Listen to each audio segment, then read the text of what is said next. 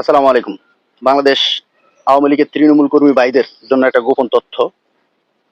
আমরা সাধারণত নির্বাচন কেন্দ্রে যাই, ভোট দেওয়ার পরে আমরা আমাদের নিজ কেন্দ্রে থাকি।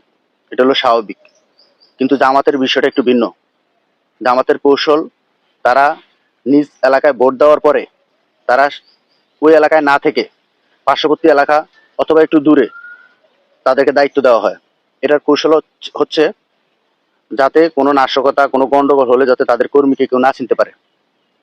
এই কথাটা আপনাদেরকে, এই মেসেজটা দেওয়ার উদ্দেশ্য একটাই, আমার আওয়ামী লীগের তৃণমূল কর্মী ভাইরা যারা আগামীকালকে হয়তো নির্বাচন দেখতে অথবা ভোট দিতে বা যে কোনো কারণে আপনি কেন্দ্রে গেলেন, বিএনপি জামাত যখন যে কোনো একটু নাশকতা বা গন্ডগোল হওয়ার সিচুয়েশন হবে, তখন দুই দলই আপনাকে টার্গেট করবে।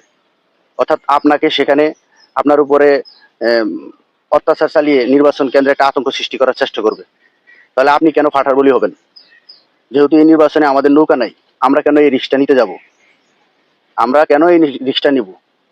সবার প্রতি আহ্বান, তৃণমূল কর্মী ভাইদের প্রতি আহ্বান, আগামীকাল ঘরে থাকুন, নিজ পরিবারকে সময় দিন। নিজের জীবনের নিরাপত্তার জন্য হলো আগামীকালকে বাসায় থাকবেন।